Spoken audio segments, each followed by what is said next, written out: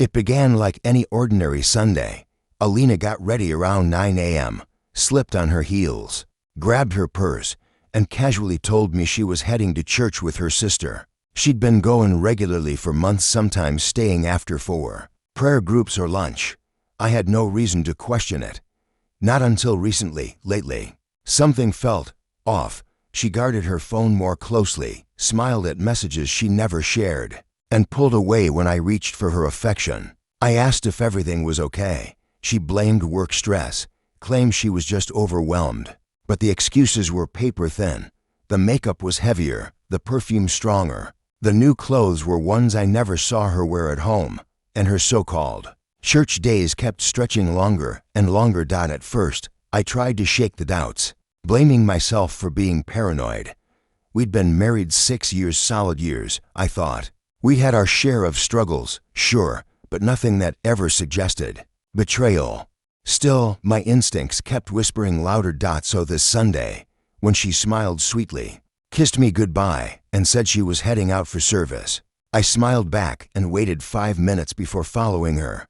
I kept a couple blocks back, just far enough not to be noticed. She didn't head toward any church. Instead, she drove a winding path through unfamiliar streets and pulled into a quiet neighborhood I'd never seen before. She parked in front of a modest house, and then a man opened the door, grinned, and wrapped her in a hug that was far too familiar.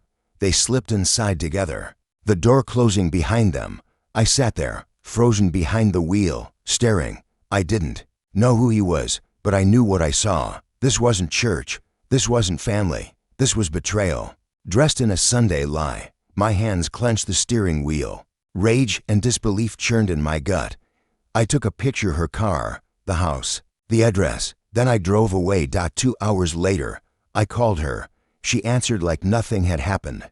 "Hey babe, just got out of the sermon," she said, her voice light and practiced. "Oh, perfect." I replied, "I'm outside the church. Thought I'd come in and say hi." There was a pause, not the kind that comes with surprise. This one cracked the air, stiff, suffocating silence. "What do you mean?" she finally whispered. "I mean I'm here. Which church did you say again?" Click. She hung up. I didn't call back. I wanted her to stew in it, to feel the cold grip of panic I'd felt all week. 10 minutes passed. A text came through. "Hey, my phone died earlier. Just saw your call. Everything okay?" I said nothing. 15 more minutes. Another message. "I'm heading home. Love you." Still silence from me. When she walked through the front door, I was sitting on the couch, calm, waiting. She smiled, as if nothing had happened. "How was church?" I asked. Her smile faltered, just for a moment, then returned. "It was great. Pastor Jonathan gave a really powerful message today." I raised my phone, showed her the photo of the house she'd gone to. "Is that where he preaches now?" Her face drained of color. I didn't shout. I didn't accuse.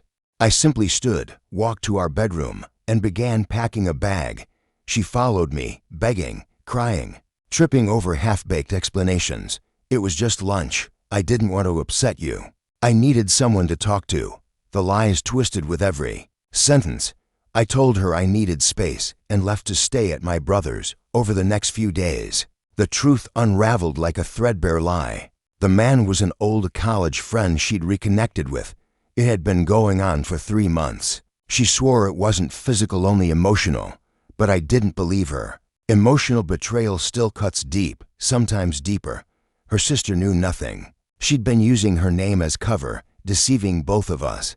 Even her family was disgusted when they found out. We tried counseling. I wanted to believe something could be salvaged, but the truth hung in the air like smoke you can't breathe through. Every time she picked up her phone, I wondered. Every time she walked out the door, doubt clawed at me. That isn't living. Eventually, I filed for divorce. She cried, begged, promised she'd change. Maybe she meant it, but it was too late. Trust, once shattered, doesn't mend with apologies. The woman I'd built my life with turned out to be a stranger wearing a familiar face. A year has passed. I've moved forward, focused on work, spent time with friends, and begun rebuilding the pieces of myself she fractured. Trusting again is difficult, but I've learned to listen to the voice I once ignored. The silence that follows a lie says more than words ever can, and I'll never forget the moment I told her, "I'm outside," because that was the moment the illusion cracked and everything changed.